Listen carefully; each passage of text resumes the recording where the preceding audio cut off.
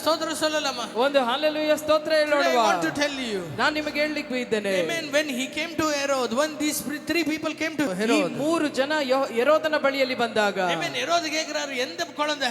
ಹೆರೋದನ ಕೇಳ್ತಾನೆ ಯಾವ ಮಗು? இந்த ராத்திரில என்னையா சொல்றீங்க? ಈ ರಾತ್ರಿಯಲ್ಲಿ ಏನಯ್ಯ ನೀವು He ಹೇಳ್ತಾ is ಇರೋದು? calling all the doctors of law. ಆತನು ಎಲ್ಲ ನ್ಯಾಯಶಾಸ್ತ್ರಿಗಳನ್ನು He ಕರೆದನು. is calling all the wise men. Amen. என்னதுங்க? என்ன ಶಾಸ್ತ್ರಿகளை கூப்பிடுகிறார். ಅಲ್ಲಿ ಇದ್ದಂತ ಎಲ್ಲ ಶಾಸ್ತ್ರಿಗಳನ್ನು ಕರೆದನು. Amen. They all are searching with the old books. ಅವರೆಲ್ಲ ಹಳೆ ಪುಸ್ತಕಗಳನ್ನು ತಕೊಂಡು ಎಲ್ಲ ಹುಡುಕ್ತಾ ಇದ್ದಾರೆ. Then they say, ಆಗ ಅವರು ಹೇಳ್ತಾರೆ, Amen. In the small, amen, place called as Bethlehem in Judea. ಯಹೂದ ಸೀಮೆಯ ಬೆತ್ಲೆಹೇಮ್ ಎಂಬ ಚಿಕ್ಕ ಒಂದು ಪಟ್ಟಣದಲ್ಲಿ Amen. இந்த நாளிலே ಒಂದು குழந்தை பிறந்திருக்கானோ. ಈ ದಿನದಲ್ಲಿ ಒಂದು ಮಗು ಹುಟ್ಟಿದೆ. Amen. Hallelujah. Hallelujah. So sure those wise men were. ಆ ಒಂದು ಜೋಯಿಸರು ಅಷ್ಟು ಒಂದು They were ನಿಶ್ಚಯವುಳ್ಳವರಾಗಿದ್ದರು. very very sure. ಅವರು ಬಹಳ ನಿಶ್ಚಯವುಳ್ಳವರಾಗಿದ್ದರು. ಅವಳು ಒಂದು amen sure இருந்தாங்க. ಅವರು ಹೇಗೆ ಅಷ್ಟು ದೃಢ ನಿಶ್ಚಯವುಳ್ಳವರಾಗಿದ್ದರು? The Bible says, ಸತ್ಯವೇದ ಹೇಳ್ತದೆ, they said we saw his star. ಅವರು ಹೇಳಿದ್ರು ನಾವು ಆತನ ನಕ್ಷತ್ರವನ್ನು அவருடைய ಕಂಡೆವು. நட்சத்திரத்தை நாங்கள் கண்டோம். ನಾವು ಆತನ ನಕ್ಷತ್ರವನ್ನು ಕಂಡೆವು. சொல்லுகிறதை நல்லா கேளுங்க. ನಾನು ಹೇಳೋದನ್ನ ಚೆನ್ನಾಗಿ ಗಮನಿಸಿ. அவருடைய amen வந்து என்னதுங்க, அவர் வளர்த்திருந்த amen ஒரு ஆடை பார்த்தோம், மாடை பார்த்தோம் அல்ல. ನಾವು ಆತನ ಸಾಕಿದ ಒಂದು ದನನ ಕುರಿನ ನಾನು ನೋಡದೆ ಅಲ್ಲ. amen ಭೂಮಿயில பிறந்தவர், ಭೂಮಿಯಲ್ಲಿ ಹುಟ್ಟಿದ ಆತನು, ವಾನಕ್ಕೆ ಸೇರಿದவர், ಆತನು ಪರಲೋಕಕ್ಕೆ ಸೇರಿದವನು. Hallelujah. Hallelujah. Why star? ಯಾಕೆ ನಕ್ಷತ್ರ? Because the one who is born on this earth doesn't belong to this earth. He belongs to something above. ಈ ಭೂಮಿಯಲ್ಲಿ ಹುಟ್ಟಿದವನು ಈ ಭೂಲೋಕಕ್ಕೆ ಸಂಬಂಧಪಟ್ಟವನಲ್ಲ, ಆತನು ಮೇಲಿನ ಲೋಕಕ್ಕೆ ಸಂಬಂಧಪಟ್ಟವನು. ಭೂಮಿயிலிருந்து ಸೈನ್ கிடைக்கல, ಮೇಲಿருந்து ஒரு ಸೈನ್ கிடைத்திருக்கிறது. ಅವರಿಗೆ ಕೆಳಗೆ ಭೂಮಿಯಿಂದ ಒಂದು ಸೂಚನೆ ಕಾಣಿಸಲಿಲ್ಲ, ಮೇಲೆ ಅವರಿಗೆ ಒಂದು ಸೂಚನೆ ಕಾಣಿಸಲ್ಪಟ್ಟಿತು. ಈ ಮುಂಜಾನೆಯ ಸಮಯದಲ್ಲಿ ನಾನು ನಿಮ್ಮನ್ನು ಉತ್ತೇಜಿಸ್ತೇನೆ. ಉನ್னை ಆಶೀರ್ವದಿக்க வந்தவர் ಭೂಮಿಗೆ ಸಂಬಂಧಪಟ್ಟவர் ಅಲ್ಲ. ನಿನ್ನನ್ನು ಆಶೀರ್ವದಿಸಲು ಬಂದಾತನು ಭೂಮಿಗೆ ಸಂಬಂಧಪಟ್ಟವನಲ್ಲ. வாழ்க்கையை மாற்றக்கூடியவர் ಭೂಮಿಯಲ್ಲಿ வாழுகிற ಮನುಷ್ಯனை போல ஒருவர் அல்ல. ನಿನ್ನ ಜೀವಿತವನ್ನು ಮಾರ್ಪಡಿಸುವ ಆತನು ಭೂಮಿಯಲ್ಲಿ ಜೀವಿಸುವ ಒಬ್ಬ ವ್ಯಕ್ತಿ ಅಂತಲ್ಲ. ಪರಲೋಕದ ರಾಜಾಧಿರಾಜ. ಆತನು ಪರಲೋಕದ ರಾಜಾಧಿರಾಜ. It is his star. ಆತನ ನಕ್ಷತ್ರ. ಅವರುடைய ಸ್ಟಾರ್. ಅದು ಆತನ ನಕ್ಷತ್ರ. ಅವರು ಉಂಟಾಕಿರುವ ಸ್ಟಾರ್. ಆತನು ಉಂಟು ಮಾಡಿದ ನಕ್ಷತ್ರ. ಉಂಟಾಕಿರುವ ಸೂರ್ಯ. ಆತನು ಸೃಷ್ಟಿಸಿದ ಸೂರ್ಯನು. ಅವರು ಉಂಟಾಕಿರುವ ಎಲ್ಲ ಸೌರ್ಯ ಮಂಡಲ.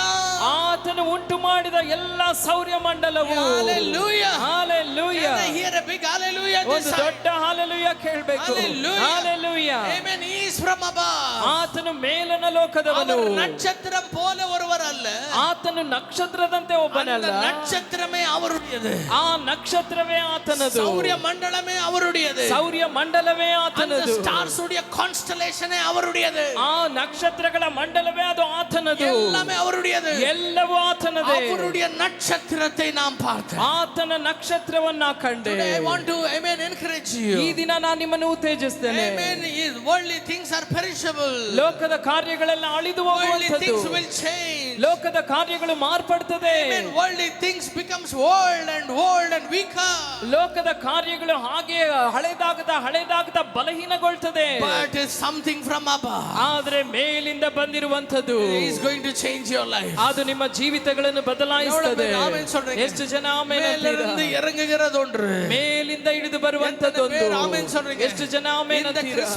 ಈ ಕ್ರಿಸ್ಮಸ್ என்னுடைய வாழ்க்கை மாற போகிறது. ನನ್ನ ಜೀವಿತ ಮಾರ್ಪಡಲಿಕ್ಕಿದೆ. வாழ்க்கை ಮಾற போகிறது. ನನ್ನ ಜೀವಿತ ಮಾರ್ಪಡಲಿಕ್ಕಿದೆ. This morning as I was praying in the presence of God. ಈ ಮುಂಜಾನೆ ದೇವ ಸಾನ್ನಿಧ್ಯದಲ್ಲಿ ನಾನು ಪ್ರಾರ್ಥನೆ ಮಾಡ್ತಾ ಇದ್ದಾಗ the Holy Spirit said to me, ಪವಿತ್ರ ಆತ್ಮ ದೇವರು ನನಗೆ ಹೇಳಿದ್ರು, many people are amen afraid about death. ಅನೇಕರು ಮರಣದ ಕುರಿತಾಗಿ ಭಯದಲ್ಲಿದ್ದಾರೆ. Many people are amen thinking that their life are going to end soon. ಅನೇಕರು ನೆನೆಸ್ತಾ ಇದ್ದಾರೆ ತಮ್ಮ ಜೀವನ ಬಹಳ ಬೇಗ ಅಂತ್ಯಗೊಳ್ತದೆ ಅಂತ. Amen. Go and tell them. ಆದ್ರೆ ಅವರಿಗೆ ಹೋಗಿ ನೀ ಹೇಳು, they shall live long.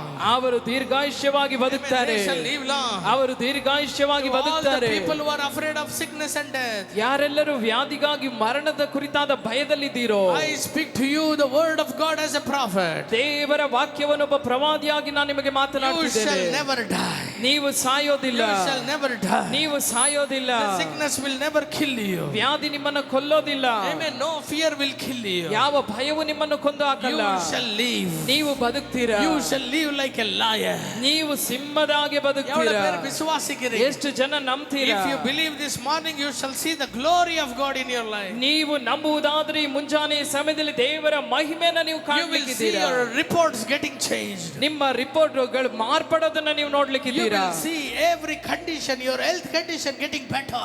ನಿಮ್ಮ ಒಂದು ಆರೋಗ್ಯದ ಪರಿಸ್ಥಿತಿಗಳು ಹಾಗೆ ಬದಲಾಗೋದು, ಉತ್ತಮ ಸ್ಥಿತಿಗೆ ಬರೋದನ್ನ ನೀವು ಕಾಣಲಿಕ್ಕಿದ್ದೀರಾ. ಆಮೆನ್ சொல்லுங்க. ಎಷ್ಟು ಜನ ಆಮೆನ್ ಅಂತೀರಾ? Hallelujah. Hallelujah.